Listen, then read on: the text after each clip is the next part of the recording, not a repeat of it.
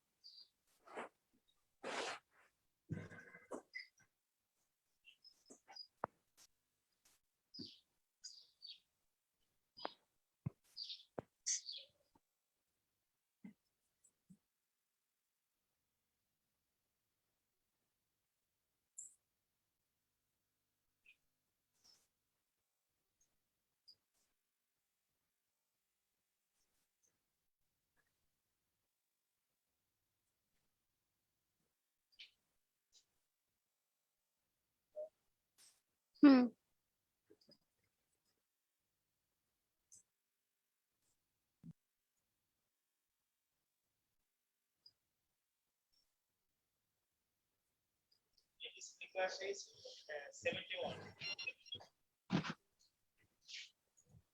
কে নিয়েছে আজকে class?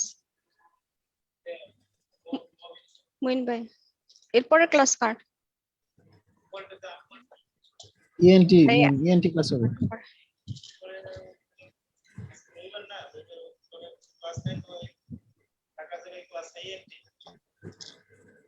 ENT, তাহলে তো প্রবলেম। ওটি আছে দুইটা, সেই ওদের বেশি ক্লাস নেওয়া যাবে না। 12টা পর্যন্ত নিতে 12টা পর্যন্ত নিতে পারবো। 12টায় ওটি আছে দুটো। ওটিএস তো অনেক এরকম। ঝটপট জয়েন করো, 30 মিনিট।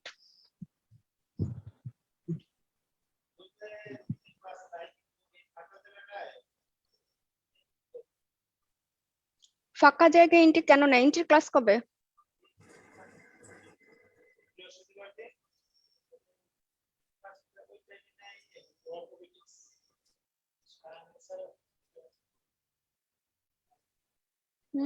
বুঝতে পারছি। ও মাঝের ব্রেকে সব ফিল আপ হয়ে গেছে। মানে আমি আরেকটু বাড়ায় নিতাম, সমস্যা নাই। স্টার্ট করব। জি ম্যাম, শুরু করতে পারেন। আর বাকি যারা আসতে থাকুক, 61 হয়ে গেছে। ওকে, তোমাদের লাস্ট ক্লাসে বলেছিলাম যে নেক্সট তোমাদের অ্যাসেসমেন্ট অফ বার্নউন্ড পড়াবো। তোমাদের কোশ্চেন আসে, রিটেন কোশ্চেন, যে how can you assess the percentage of burn or assess the burn wound, এইভাবে একটা টিপ একটা ফেলে দেন, বেশি করা হয়ে যায়। খালা, তাহলে how can you assess the percentage of burn? Any idea? Ma'am rule of 9। One is rule of 9। আরেকটা আমি অলরেডি দেখিয়ে ফেলেছি, সেটা কি? পরের স্লাইডটা যে ছিল, খেয়াল করো নাই? এটা কি? পেশেন্টস পাম সাইজ, হ্যাঁ, ইকুয়াল টু, হ্যাঁ, এটা 1%। In case of children specially আমরা এটা অ্যাসেস করি পেশেন্টস পাম সাইজ দিয়ে। হ্যাঁ, নেক্সট যেটা চার্ট ফর রুল অফ 9। এই রুল অফ 9টা ইউজুয়ালি কমনলি ইউজ করা হয় অ্যামাং দা হচ্ছে নন প্লাস্টিক্স যারা আছেন ডক্টর, তারা ইউজ করেন হচ্ছে রুল অফ 9। হ্যাঁ, কিন্তু অ্যাকুরেট তোমাকে অ্যাসেসমেন্ট যেটা দিবে সেটা হচ্ছে London Browder chart, burn chart. এই চার্টের মাধ্যমেই আমরা হচ্ছে বার্ন উনটাকে অ্যাসেস করতে পারি। তাহলে তোমরা তিনটাই লিখবে এবং তিনটাই বলবে যে how can you assess the burn wound. One is rule of 9, another one is London Browder chart, আরেকটা পেশেন্ট পাম সাইজ। ঠিক আছে? আর তোমাদের এই লন্ডন ব্রাউডার চার্টের এইটা কিছুই আস্ক করা হবে না। কিন্তু রুল অফ 9, রুল অফ 9টা ভাইবাতে আস্ক করা হবে। বলো কোন পার্ট কি, কতটুকু পার্সেন্টেজ। এখানে যে বলা হচ্ছে রুল অফ 9, হেড হচ্ছে 9%, front end back. Chest 18%। Chest মানে হচ্ছে anterior trunk, posterior trunk. Chest and abdomen 18%, back সাইডের পোস্টার ট্রাঙ্ক 18%। তাহলে রাইট আপার লিম্ব 9%, লেফট আপার লিম্ব 9%। আর লোয়ার লিম্বে চলে যাও, অ্যান্টেরিয়রলি 9, পোস্টিরিয়র 9, এভাবে চলে আসা হচ্ছে 18%। আর 1% পেরিনিয়াম, তাহলে কি হলো 99 প্লাস 1 100%। এভাবে ক্যালকুলেট করা হয় অ্যাকর্ডিং টু কি রুল অফ 9। Rule of 9। চিলড্রেনদের এটা বলা লাগবে না তোমাদের জন্য, এমবিবিএস লেভেলে তোমাদের টেবিল ভাইবাতে এটুকুই আস্ক করা হয়, রুল অফ 9টা বলো। আর আস্ক করা হবে আর কি কি সিস্টেম আছে বার্ন উন্ড অ্যাসেসমেন্টের, ঠিক আছে? আর যদি রিটার্ন আসে তাহলে 3টা সিস্টেম লিখবে, লিখে রুল অফ 9টা ডেসক্রাইব করবে, ঠিক আছে? লন্ডন ব্রাউডার চার্ট লাগবে না। অ্যাসেসমেন্টে কোনো কোশ্চেন আছে? ম্যাম অ্যাকুরেট যদি বলতে চাই তাহলে অ্যাকুরেট কোনটা ম্যাম, রুল অফ 9 না London Browder chart. London Browder chart দেখো, এটা স্পেসিফিক একদম বলে দিয়েছে। পিকচারটা দেখা যাচ্ছে, দেখো এটা ফেস অ্যান্ড হেড, এটা যদি তুমি ইনক্লুড করছি আমরা, দেখো এর সামনে এবং পেছনে, ফ্রন্ট অ্যান্ড ব্যাক অ্যান্ড নেকে 1% আলাদা করে দিচ্ছে। এটা কি? এটা দেখো এরিয়া এ, নিচে খেয়াল করো, হাফ অফ দ্য হেড, হ্যাঁ, অ্যাকর্ডিং টু এজ এখানে মেনশন করা আছে, এজ 0, 1, 5, 10, 15 অ্যাডাল্ট। এখন 0 অ্যান্ড 1 এর মাঝামাঝি তুমি এটা অ্যাজাম্পশন করে নিবে, 6 মান্থ হলে 0টাই ধরবে, 1 আর মোর দেন 6 মান্থ টু 1 ইয়ার এর মাঝামাঝি 1 ইয়ারটা ইনক্লুড করবে। এভাবে এ বি সি এর এই পার্সেন্টেজটা তোমরা বসাবে। আর হাতের দেখো, আর্মে 2%, ফোরআর্ম 1.5%, পাম 1.5%, এভাবে যদি ক্যালকুলেট করা হয় এটা তোমাকে অ্যাকুরেট একটা অ্যাসেস করে অ্যাকুরেট একটা পার্সেন্টেজ দিবে, কত পার্সেন্ট এরিয়া বার্ন হয়েছে। এবং এই রাইট সাইডে দেখো এই ক্রিস ক্রস একটা এরিয়া আছে, আর উপরে কি একটা আরেকটা এরিয়া মার্ক করা আছে, এটা হচ্ছে সুপারফিশিয়াল আর এটা হচ্ছে ডিপ রিজিয়ন। তুমি এইভাবে, সাপোজ কারো হচ্ছে চেস্ট, সরি, রাইট আর্মটা বার্ন হয়েছে, হ্যাঁ, রাইট আর্মের অ্যান্টি রেসপেক্ট, লেফট আর হচ্ছে রাইট ফোর আর্মের অ্যান্টি রেসপেক্ট। এখন দেখা গেল যেটা হিস্ট্রিতে বললো এটা হচ্ছে হট ওয়াটার দিয়ে বার্ন হয়েছে, স্ক্যাল বার্ন, তাহলে এটা কি ইউজুয়ালি সুপারফিশিয়াল বার্ন হয়, স্ক্যাল বার্নের। তাহলে তুমি এইভাবে মার্ক করতে পারবে। মার্ক করে রাখলে একটা পিকচার, যদি এই চার্টটা তোমার থাকে, তোমার কাছে পেশেন্ট আসলো, তখন তুমি এতটুকু জায়গা মার্ক করলে, আর এই পাশে যে রিজিয়ন মেনশন করা আছে, তাহলে চলে আসো নিচে, ট্রাঙ্ক, রাইট আর্ম, ফোর আর্মটা এখানে মেনশন করে নাই, রাইট আর্ম প্লাস ফোরাম তো করার কথা, এখানে মেনশন করা থাকে, এই চারটাতে নাই, ফোরাম সহ। তখন তুমি ক্যালকুলেট করে এখানে পার্সেন্টেজটা চারটাতে লিখে দিলে, এটা যদি ফাইলে অ্যাটাচড হয়ে যায় পেশেন্টের, তাহলে এটা আর ভুল হবে না কারো ক্ষেত্রে যে পেশেন্টের কত পার্সেন্ট বার্ন হয়েছিল। এবং এই যে ইয়াটা আছে, ক্রিস ক্রচ একটা এরিয়া আছে, সেটা হচ্ছে ডিপ। আর দেখো এটা আরেকটা লাইন টানা হয়েছে, এই লাইন যদি থাকে তাহলে সুপারফিশিয়াল বার্ন। তাহলে এই পিকচারটা দেখেই কিন্তু বলে দেওয়া যাবে পেশেন্টের ডিপ বার্ন না সুপারফিশিয়াল বার্ন এবং কত পার্সেন্ট বার্ন। তাহলে এটা অ্যাকুরেট একটা মেজারমেন্ট বা অ্যাসেসমেন্ট সে দিতে পারছে। বুঝে গেল? Yes ma'am. তাহলে তোমাদের এটা লাগবে না, তোমাদের এটা কেউ আক্স করবে না। প্লাস্টিকের কেউ যদি আসে তাহলে তোমাদের আক্স করতে পারে লন্ডন ব্রাউডার চার্টটা কি, এতটুকুই, কিন্তু আক্স করবে না। তোমাদেরকে ইউজুয়ালি রুল অফ 9টাই আক্স করা হয়, এটা ইন জেনারেল সবাই করে, হ্যাঁ, এটা কমন কোশ্চেন টেবিল ভাইবাতে এবং রিটেনেও আসে। নেক্সট চলে আসো, আমরা কি পড়েছিলাম ক্লাসিফিকেশন একটাতে, according to cause of injury বার্নকে আমরা ক্লাসিফাই করতে পারি কিভাবে, scald burn, flame burn, electric burn, acid or alkali মানে কেমিক্যাল বার্ন, তাই না? Yes ma'am. স্লাইড শেয়ারটা কি পুরোটা দেখা যাচ্ছে? ইয়েস ম্যাম, দেখা যাচ্ছে। দেখো আবার একটা ডার্ক আসছে, নিতাই চলে গেছে এবার, হ্যাঁ ঠিক আছে। এখন দেখো স্ক্যাল বার্ন যেটা বলেছিলাম, ইউজুয়ালি সুপারফিশিয়াল বার্ন হয় স্ক্যালডে, যেটা but with deep dermal patches in the absence of good first aid.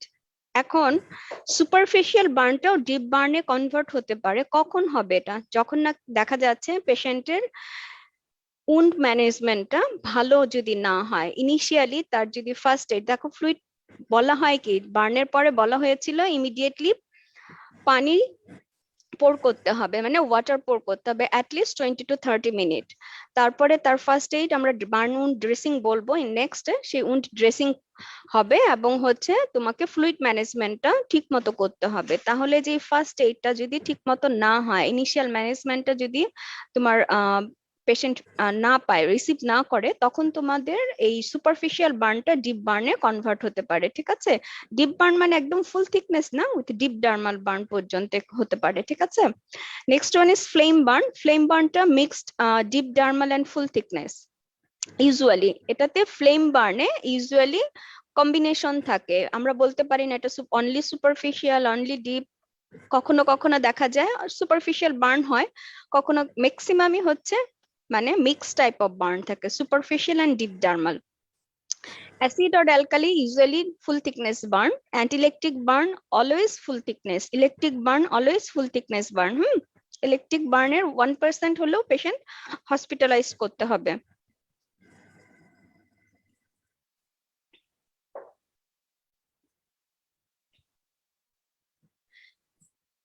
So we can classify depth burn according to depth of burn injury.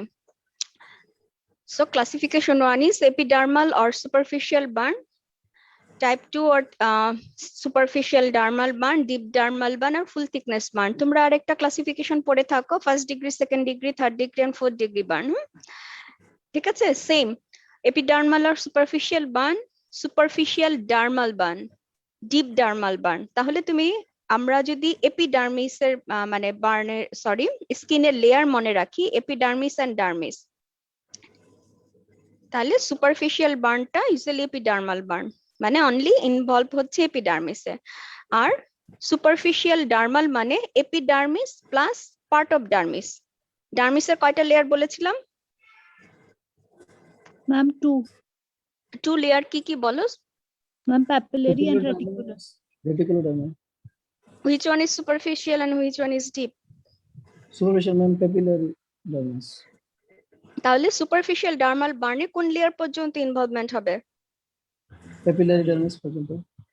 Okay, R deep dermal? Reticular ma'am, reticular dermis. Reticular involve reticular dermis not, and deep না dermis. and না up to reticular. Full thickness হচ্ছে all layer, even hypodermis and even muscles, bones. Okay, এটা তো তোমরা শিখে আসছো, আর শিখার কিছু নাই, সেই অ্যানাটমি থেকে স্টার্ট হয়েছে, তাই না? Astrological view.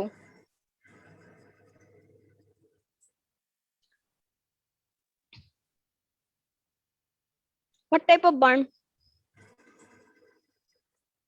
What type of burn? According to thickness, epidermal, superficial dermal, deep dermal, or full thickness. What type of dermal? What type of burn? Epidermal. Superficial. Epidermal burn.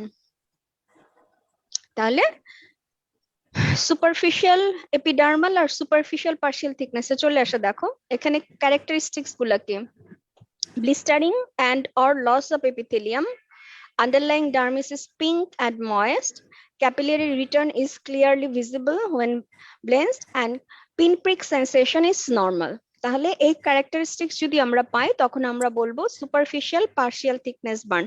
এপিডার্মালে just erythema থাকে, হ্যাঁ, এপিডার্মালে only ইরাইথিমা থাকবে। Superficial partial থিকনেসে চলে আসে এখানে blister or loss of epithelium, underlying ডার্মিসটা pink and moist, capillary রিটার্নটা clearly visible হবে, মানে capillary return normal, pink prick সেন্সেশনও নরমাল থাকবে। আজকে স্টুডেন্ট কম কেন?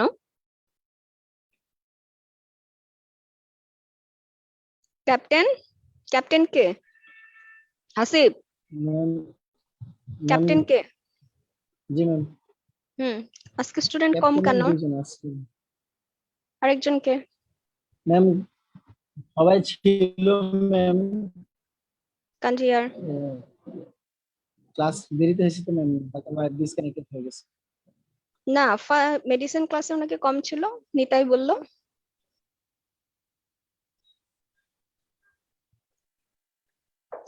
টু ছিল মেডিসিন ক্লাসে, সেটাই তো বললো।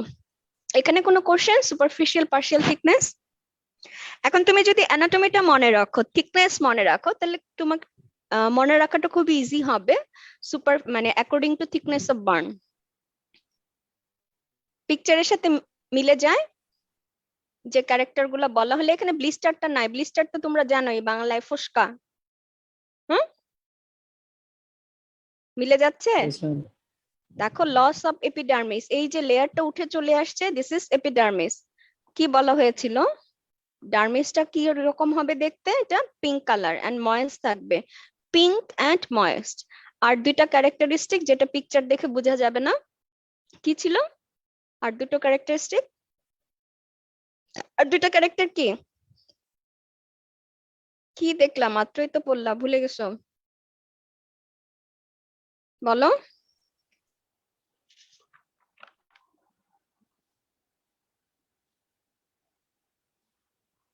কি ছিল? Clearly bleeds. ক্যাপিলারি রিটার্নটা, রিফিলটা কেমন হবে? ক্যাপিলারি রিটার্নটা নরমাল আর Clearly delayed? visible when blanched. ওকে। নর্মাল হবে। আর ডিপ পার্শিয়াল থিকনেস বা ডিপ ডার্মাল বার্ন। ওকে, এখানে চলে আসে এপিডার্মিস ইজ ইউজুয়ালি লস্ট। এখানে পুরো এপিডার্মিসটাই লস হয়ে যাবে। Expose dermis is not as moist as the superficial burn. The colour does not blanch with pressure. সেন্সেশনটা রিডিউস হবে, unable to distinguish sharp from blunt pressure. মানে তার যে সেন্সেশনটা ছিল সেটা সে ডিফারেন্সিয়েট করতে পারবে না শার্প অ্যান্ড ব্লান্ট প্রেশারে। তাহলে পিকচার দেখে আমরা শুধু এতটুকু বুঝতে পারবো, epidermis is usually lost and exposed dermis is not as moist as that in a superficial burn. তাহলে থার্ড পয়েন্ট, ক্যাপিলারি রিটার্নটা তাহলে ডিলেট হচ্ছে, সেন্সেশন কমে যাচ্ছে।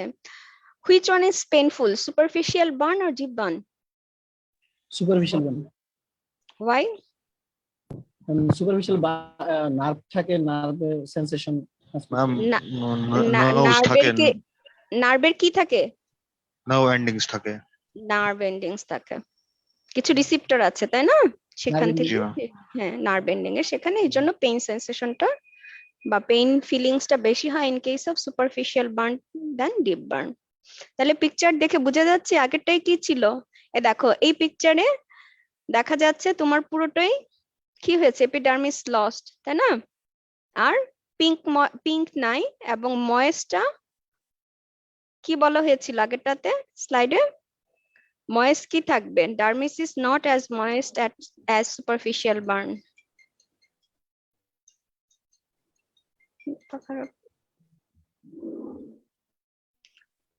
ফুল থিকনেসে তাহলে কি হবে?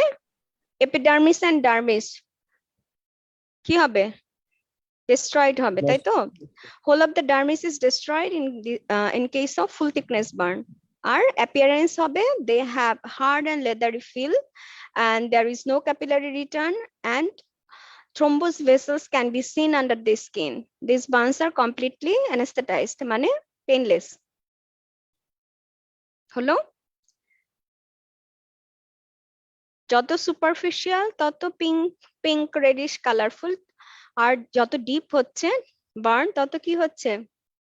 হার্ড হয়ে যাচ্ছে, লেদারি হয়ে যাচ্ছে। দেখেছো, এটা কিছুটা হোয়াইটিশ কালার হয়ে যায়, পিকচার দেখলে বুঝতে পারবে। দেখো, এটা কেমিক্যাল বার্ন, এটাও ডিপ বার্ন, ফুল থিকনেস বার্ন। ক্রাইটেরিয়া মিললো? বাকি দুটো ক্রাইটেরিয়া তো তোমাকে এক্সামিনেশন করে দেখতে হবে, পিকচার দেখে বোঝা যাবে না। সো যদি আসে বা আস্ক করা হয় classify burn according to thickness of burn injury, তাহলে we can assess the burn wound. যদি তোমার written question আসে, how can we assess the burn wound? Burn wound assessment একটা হচ্ছে size, that is the percentage, and another one is deepness. তাহলে thickness, deep or thickness, তাহলে দুটো জিনিসই তোমাদেরকে মেনশন করতে হবে in short.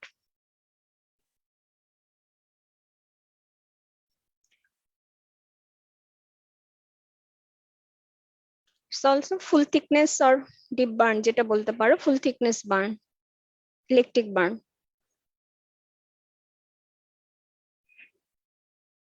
According to thickness, it's looks like deep. কি হবে according to thickness? কোনটা হবে এটা? burn into deep? ম্যাম এটা দুইটাই দেখা যায় কি বলো তো? deep ma'am, deep and superficial ma'am, both can be seen. On some parts there are superficial and on some parts there are deep. Maximum, okay, some part superficial and some part deep, but maximum part deep, and it is deep dermal, not full thickness. Deep dermal. Are signs of K inhalation injury present or not? Present.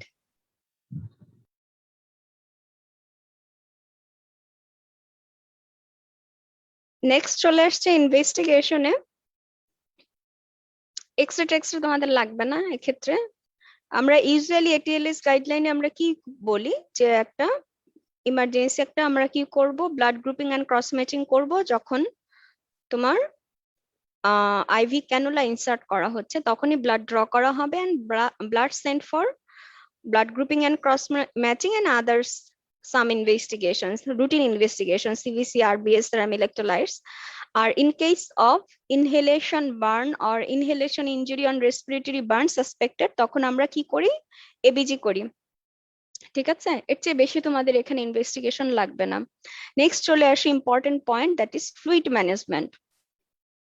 So when IV fluid is required, দেখো মিল আছে, আমরা কি বলেছিলাম?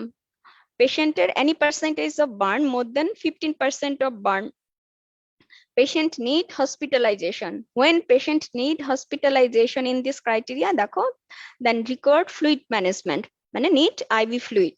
Or in case of children more than 10% of burn.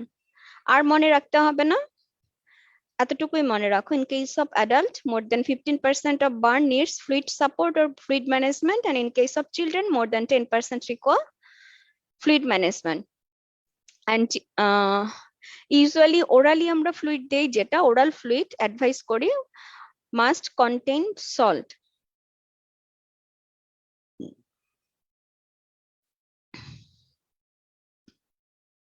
এটা তোমাদের জন্য most important. How can you calculate the fluid for burn patient?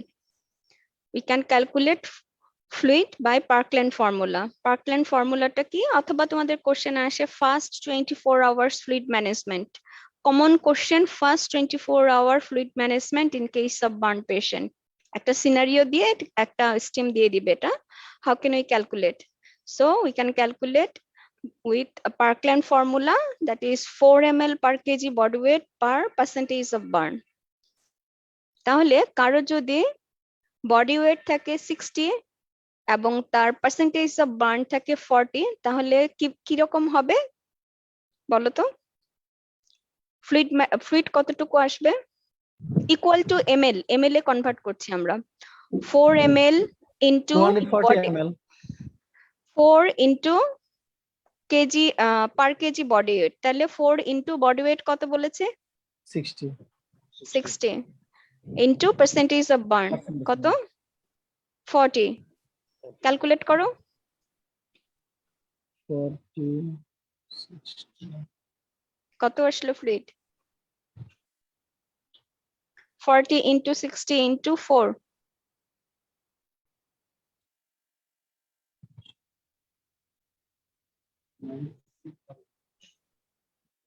কত? Ma'am 9600 9600। তাহলে দেখো পরে রেট অফ ইনফিউশনটা, তাহলে আমরা ফার্স্ট 24 আওয়ার ফ্লুইড ম্যানেজমেন্ট বলছি, তাহলে half of the calculated fluid over first 8 hours and rest over 16 hours. তাহলে এই ফ্লুইডের আমরা ফার্স্ট 8 আওয়ারে কতটুকু দিব? যতটুকু তুমি পেলে। 48 সময়। ওকে, 48 সেটা আমরা দিব ফার্স্ট 8 আওয়ার্স এ, যে half of the calculated fluid, আর রেস্ট 16 আওয়ার্স আমরা দিব রেস্ট অফ দি ফ্লুইড। তোমরা এখানে ভুল করো সবাই, নোটবোর্ড বইতে লেখা আছে 8 hours 8 hours and 8 hours, 8 hours নয়, হ্যাঁ, first 8 hours and next 16 hours. হাফ চলে যাবে 8 hours and rest half in next 16 hours. এটা ভুল করবে না কখনোই। আর আমরা ফ্লুইডটা দেই usually isotonic fluid, crystalline fluid, mainly হার্টম্যান solution. ঠিক আছে? ইন কেস অফ চিলড্রেন, বাচ্চাদের বেলায় কি হবে, এই পার্কল্যান্ড ফর্মুলা অনুযায়ী ফ্লুইড দেওয়ার সাথে কিছু অ্যাডিশনাল ফ্লুইড দিতে হবে, সেটা হচ্ছে glucose containing fluid. In case of children, ওদের বেলায় আমরা গ্লুকোজ কন্টেনিং ফ্লুইড দিব 4% glucose in 1/4 or 1/5 normal saline যেটা পাওয়া যায় বাজারে। দেখো এটার আবার 100 ml per kg up to first 10 kg plus 50 ml per kg, এটা তোমাদের পেডিয়াট্রিক্সে যেটা শিখায়, এটা নিশ্চয়ই শিখে গিয়েছো না? শিখায়নি এখনো? হয়নি? আচ্ছা, তাহলে first 100 ml per kg up to 10 kg, কারো বডি ওয়েট যদি কি হয় 8 kg হয়, তাহলে তার কত ml ফ্লুইড আসবে? 100 ml আসলো 800 kg। কারো যদি হচ্ছে 15 kg বডি ওয়েট হয়, তাহলে তুমি কিভাবে করবে? ফার্স্ট 10 কেজির জন্য 100 ml, তাহলে আসলো 1000 ml, তাই না? নেক্সট কি বলেছে? 50 ml per kg up to 10 to 20 kg। তাহলে বাকি যে 5 কেজির জন্য কি করবে? 5 দিয়ে 50 কে মাল্টিপ্লাই করতে হবে, কত আসলো? ডিরেক্ট ম্যাম 15 এর সাথে কি 50 ইনটু গুণ করব? ফার্স্ট 10 কেজির সাথে তো তুমি 100 ml করেছো, চলে আসছে 1000 ml, তাই না? প্লাস হবে এখন, প্লাস হলে রেস্ট 15 কেজি আসলো 250। 50 into 5 equal to 250 equal to total আসলো তাহলে কত? 1250 ml। if body weight is 1500, sorry, body weight is 15 kg, তাই আসে না? তাহলে পার্কল্যান্ড ফর্মুলা তার body weight and percentage of burn অনুযায়ী যতটা আসবে তার সাথে এটা অ্যাড করতে হবে glucose containing fluid, that is we called maintenance fluid in case of children. Fluid management বোঝা গেল? এতটুকু কিন্তু তোমাদের অনেক ইম্পর্টেন্ট। এটা তোমাদের রিটেন কোশ্চেন আসে, অসপি আসে, টেবিল ভাইবা টাস্ক করা হয়। ম্যাম গ্লুকোজ যেটা এটা ডেক্সট্রোজ যেটা ডিএ বলা হয়েছে ম্যাম, এটা ডিএ না, বাচ্চাদের বেলায় আলাদা। হ্যাঁ, বেবি স্যালাইন আছে, গ্লুকোজ ওদের স্ট্রেংথ আলাদা। দেখো এটা 4% গ্লুকোজ, ওখানে তো 4% না 5%। হ্যাঁ, 4% গ্লুকোজ ইন 1/4 তোর হচ্ছে 1/5 নর্মাল স্যালাইন। হ্যাঁ, এতটুকু না বললেও তোমরা বলতে পারো হচ্ছে গ্লুকোজ কন্টেনিং ফ্লুইড দিব, এগুলা মনে না থাকলে প্লাস মেইনটেনেন্স ফ্লুইড ব্র্যাকেটে গ্লুকোজ কন্টেনিং ফ্লুইড লিখে এই ফর্মুলাটা দিয়ে ক্যালকুলেট করে যে অ্যামাউন্টটা আসবে সেটা বসিয়ে দিবে, তাহলে হবে। In case of children, usually তোমাদের এমবিবিএস লেভেলে চিলড্রেন দিয়ে মানে চিলড্রেনদের দিয়ে কখনো এরকম ফর্মুলা দেওয়া হয় না ফ্লুইড ক্যালকুলেশনে, অস্পিতেও দেওয়া হয় না, এই যাবৎকালে অ্যাডাল্টই দেওয়া হয়েছে। সেক্ষেত্রে পার্কল্যান্ড ফর্মুলা ভুল করা যাবে না। তোমরা ওখানে যদি ভুল করে, এই যে অসপি যে স্টেশনে, এটা আমি তোমাদের অসপি ক্লাসে পড়াবো আর আবার দেখাবো পিকচার ক্যালকুলেশনটা। এটাতে তোমার 6 এর মধ্যে আউট অফ 6 তো তোমাদের হচ্ছে একটা স্টেশন, টোটালি তুমি 6 পেতে পারো এই স্টেশনে কোনো ভুল না করলে। একদম স্পেসিফিক লেখা যায়, এটাতে কারো ভুল হয় না। নেক্সট 24 আওয়ার্স তোমাদের জন্য দরকার নেই। আচ্ছা, মনিটরিং তে important. How can you monitor the adequacy of the fluid restriction? Overload fluid যদি তুমি বেশি দিয়ে দাও তাহলে কি হবে? ফ্লুইড ওভারলোড হবে। আর যদি কম দাও তাহলে কি হচ্ছে? Hypovolemic shock, not in overload shock. কারো তো চেহারা দেখি না, কে শুনছে কে শুনছে না। কবে তোমাদের ওপেন হবে? ভ্যাকসিন দিয়েছো সবাই? না ম্যাম, আমাদের রেজিস্ট্রেশন হয়েছে, এখনো তো ম্যাম কিছু বলে না।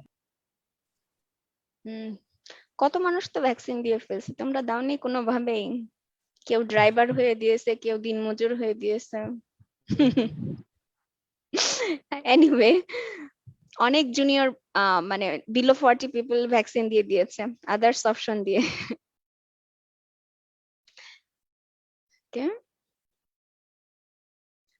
ইউরিন আউটপুটটা মনিটর করতে হবে মোস্ট ইম্পর্টেন্টলি মনিটরিং এর ক্ষেত্রে যে কোনো পেশেন্ট মনিটরিং টেকনিক্যালি তোমরা টেবিল ভাইবাতে বা যে কোনো জায়গায় কোশ্চেনের আনসার দিতে পারো যে how can we monitor the patient.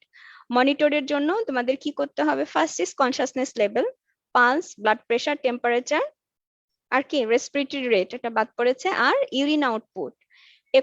এই কয়েকটা পয়েন্ট মেনশন করলেও তুমি অন্য কিছু না জানো, স্পেসিফিক কি মনিটর করবে সেটাও না জানো, এই কয়েকটা লিখে দিলেও, এই কয়েকটা কথা বললেও তোমার 50% কভারেজ হয়ে যাবে।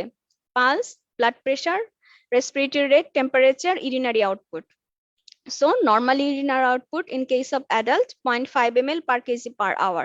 In case of children 1 ml per kg per hour. এতটুকু মনে রাখো। For adult 0.5 ml per kg per hour. In case of children 1 ml per kg per hour. মনে থাকবে? Yes, ma'am. 73 জয়েন করেছিল আজকে।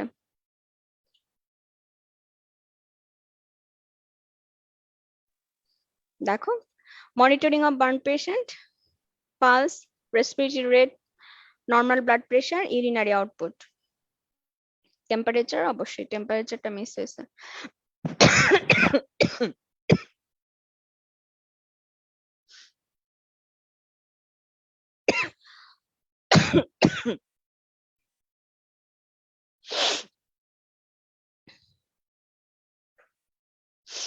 ঠিক আছে, তাহলে এই পর্যন্তই। 12 বেজে গিয়েছে, ওটি রেডি আছে আবার। Okay, next day burn wound management পড়াবো, মোটামুটি শেষ হয়ে যাবে এরপরের ক্লাসে বার্ন উন্ড ম্যানেজমেন্ট পড়ানোর পরে। এরপরে যদি তোমরা এক্সট্রা পড়তে চাও তাহলে inhalation injury and burn, electric burn পড়িয়ে দিয়ে শেষ করে অন্য ইয়াতে চলে যাব। কিন্তু বার্ন আমি এক্সাম নিব তোমাদের এটা শেষ করে, রিটেন এক্সাম শর্টকাট। পার্সেন্টেজ দিয়ে দিও হাসিব। Yes, ma'am. ওকে, Assalamu ক্লাস alaikum. যদি ক্লাস যদি মানা না করি, আগে থেকে ইনফর্ম না করা হয় যে ক্লাস হবে না, তাহলে ধরে নিবে ক্লাস হবে, ডিলে হলেও। অনেক সময় আমরা ওটিতে থাকি, ক্লাসটা এমন সময় পড়েছে 11টাতে 11 AM এ, মানে শেষ ফেলে রেখে চলে আসা যায় না। হ্যাঁ, জি। ওকে।